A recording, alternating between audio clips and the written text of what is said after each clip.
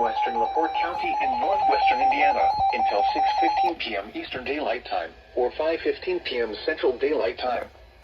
At 5:45 p.m. Eastern Daylight Time or 4:45 p.m. Central Daylight Time, a severe thunderstorm was located near North Judson or near Knox, moving east at 60 miles per hour. Hazard, quarter-size hail.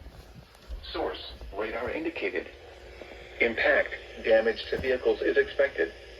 Locations impacted include Plymouth, Knox, Bourbon, North Judson, Argus, Culver, Hamlet, Walnut, Tippecanoe, Oak Grove, Lomax, Ober, English Lake, Brems, Hibbard, Winona, Old Tip Town, Donaldson, Grovertown, and Thomaston.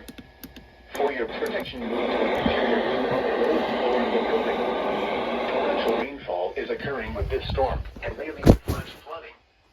Do not drive your vehicle through flooded roadways. A severe thunderstorm warning has been issued until 5:15 p.m. Central Daylight Time or 6:15 p.m. Eastern Daylight Time for the following counties in Indiana: LaPorte, Marshall, and Stark.